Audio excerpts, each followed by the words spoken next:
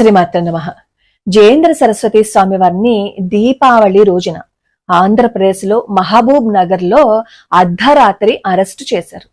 కారణం ఏంటి అంటే, కంచిలో వరదరాజస్వామి వారి ఆలయంలో పనిచేస్తున్న శంకర్ రామన్ గారి ప్రాణాలు ఎవరో తీసేశారు.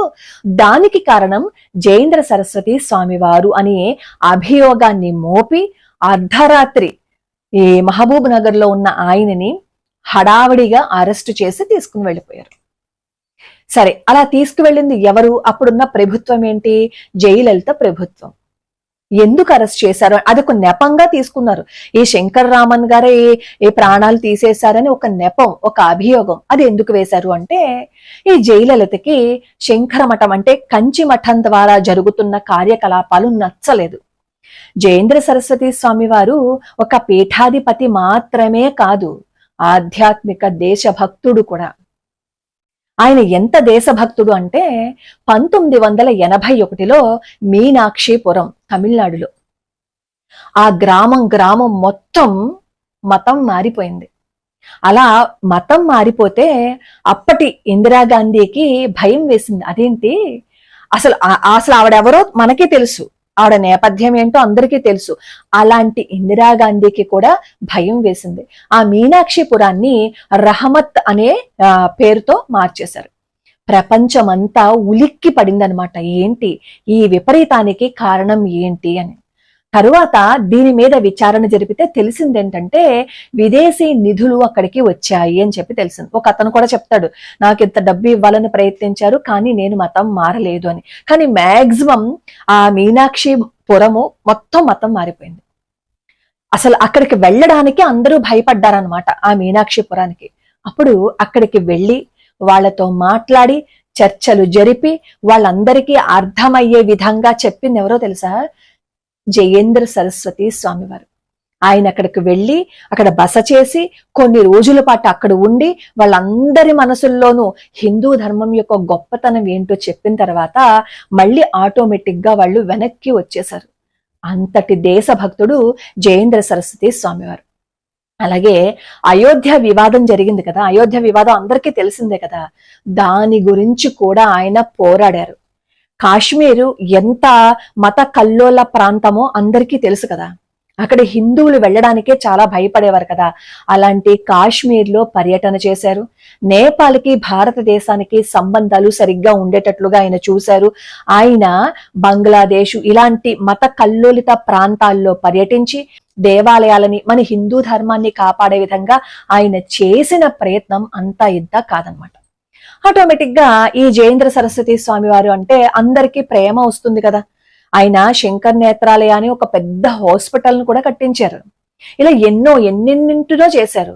పేరు తెచ్చుకుంటుంటే ఆటోమేటిక్ గా పక్క వాళ్ళకి గిట్టదు. అందులోనూ తన మాట నెగ్గట్లేదని ఈ జయలలిత ఏం చేస్తుందంటే, ఈ శంకర్ రామన్ ఈ మృతి మీద దానిని నెపంగా తీసుకుని జయేంద్ర సరస్వతి స్వామి వారిని అరెస్టు చేయించింది. గాంధీ కూడా ఏం తక్కువ తినలేదు. పైకి తన అవసరానికి కంచి మఠానికి వచ్చి తనకి కావలసినవన్నీ చేయించుకుని స్వామివార్ల చేత ఏవైనా ఆశీర్వచనం చేయించుకోవాలంటే వచ్చేది. కానీ పరోక్షంగా ఆవిడ ఈ జయేంద్ర సరస్వతి స్వామి వారి అరెస్టుకు ఆవిడ కూడా ఒక కారణము అని చెప్తారు. నిజం ఎప్పుడు దాగి ఉండదు కదా. నిప్పుని చేతిలో పట్టుకోలేము, నిప్పుకు ముసుగేసి ఉండలేము. నిజం ఖచ్చితంగా బయటకు వస్తుంది కదా. కొన్ని సంవత్సరాల తర్వాత జయేంద్ర సరస్వతి స్వామి వారు నిర్దోషిగా బయటికి వచ్చారు.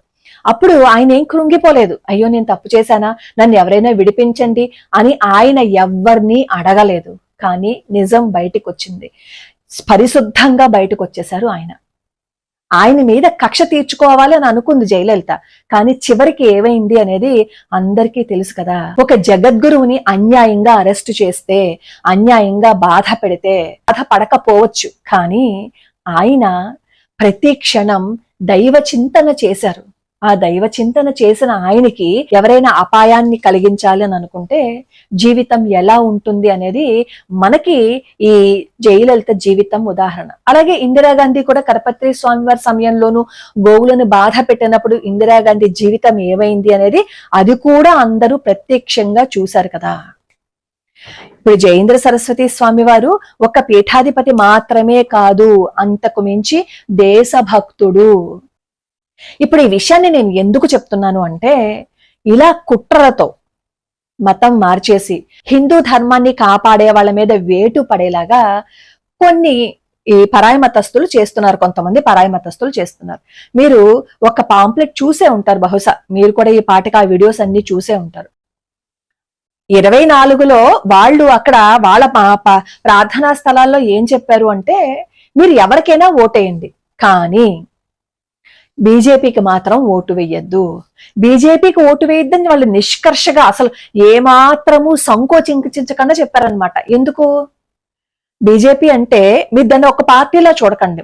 మీరు ఎంత కాదు అని అనుకున్నా, మీ మనసులో ఎంత ఈ బీజేపీ మీద విషం కక్కుతున్నా కొంతమంది మనసులో వాళ్ళకి తెలుసు, ఈ రోజు కనుక అక్కడ నరేంద్ర మోడీ గారు లేకపోతే మన బ్రతుకు ఏమవుతుంది అనేది అందరికీ తెలుసు. కానీ ఒప్పుకోవడానికి వాళ్ళకి మనసు రాదు కొంతమందికి.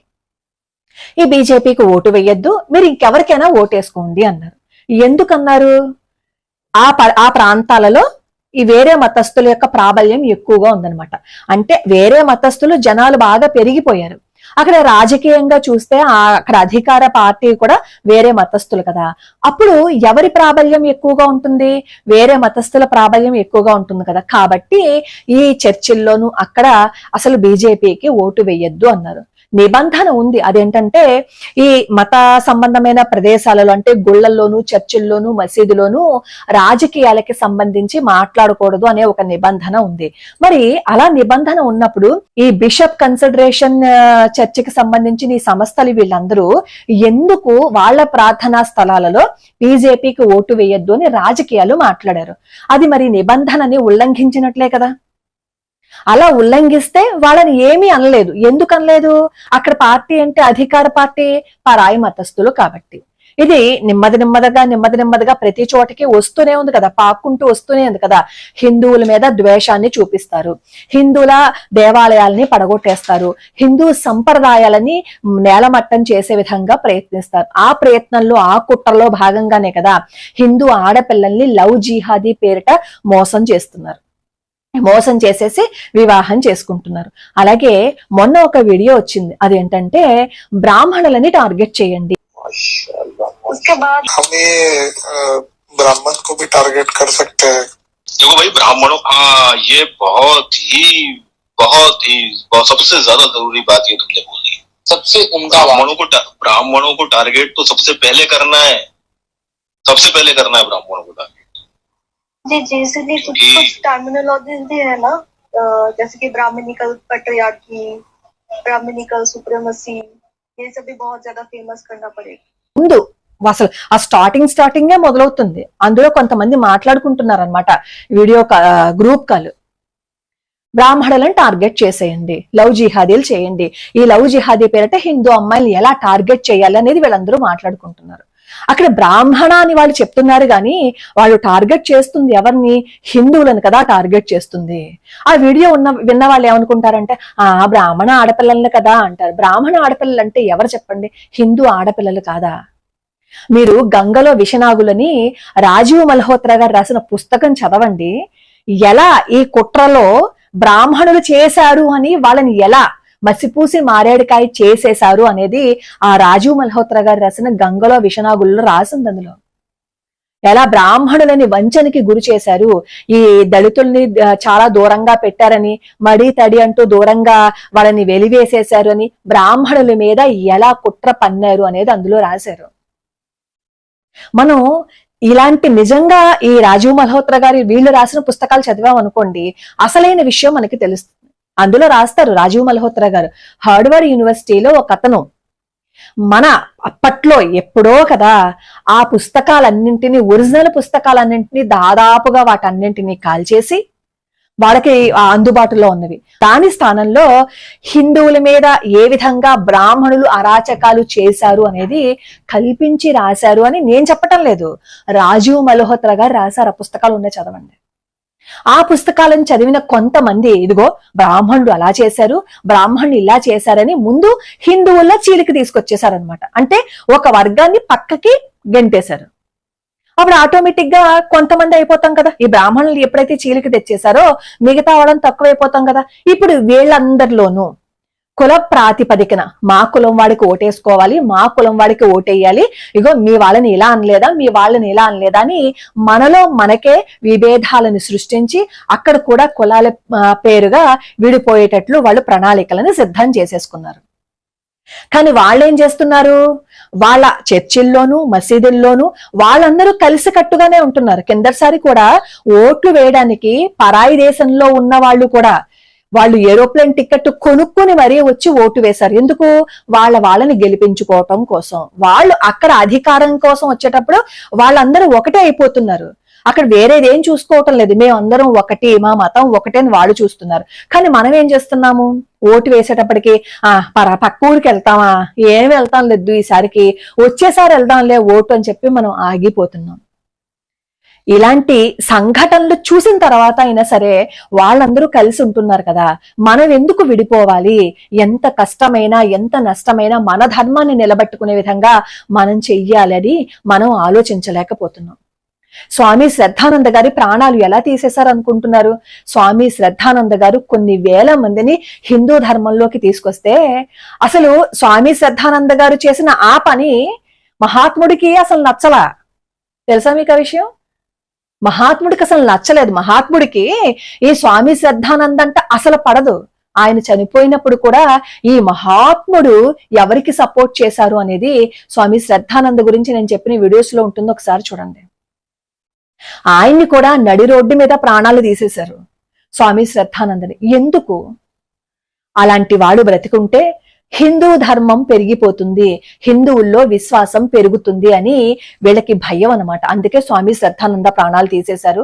అక్కడ జయేంద్ర సరస్వతి స్వామి వారు కూడా ఒక పీఠాధిపతిగా మాత్రమే కాకుండా దేశభక్తుడిగా తను ఏం చెయ్యాలి అనేది ఆయన కూడా చేసి చూపించారు. కాబట్టి అక్కడ ఆ జయేంద్ర సరస్వతి స్వామి వారి మీద కూడా వేటు పడాలి అని వాళ్ళు ప్రయత్నించారు. కానీ చివరికి దాని బతుకు ఏమైపోయింది అనేది అందరికీ తెలిసిన విషయమే. ఇప్పుడు మన కర్తవ్యం ఏంటి? ఇలాంటి క్లిష్ట పరిస్థితుల్లో మనం ఉన్నాం. మన కర్తవ్యం ఏంటి? దేవాలయాలకి వెళ్ళండి. అక్కడ మనం ఏ రాజకీయాలు మాట్లాడుకోవాల్సిన అవసరం లేదు. కానీ మన ధర్మం గురించి, మన చరిత్ర గురించి, మన మీద జరుగుతున్న దాడి గురించి, మన పిల్లల్ని ఎలా ఎత్తుకుపోతున్నారో దాని గురించి, మరి దాంట్లో మూఢాచారాలు ఏమీ లేవు, కానీ వాటిల్ని మూఢ ఆచారాలుగా బాగా రుద్ది చూపించిన ఈ బ్రిటిష్ వాళ్ళ గురించి చెప్పచ్చు కదా. అది రాజకీయం కాదు కదా. అలా చెబితే కొంతమందైనా మారతారు కదా. దేవాలయానికి వచ్చి దండం పెట్టుకుని కొంతమంది పోగైనప్పుడు ఈ అర్చకులు ఎవరైతే ఉంటారో వాళ్ళకి దేవుడి గురించి ఎలా అయితే భక్తులకి చెప్తారో దేశం గురించి కూడా మాట్లాడితే నలుగురికి తెలుస్తుంది. మనం దైవభక్తి మాత్రమే కాదు, దేశభక్తి గురించి కూడా చెప్పినప్పుడే మార్పు అనేది వస్తుంది.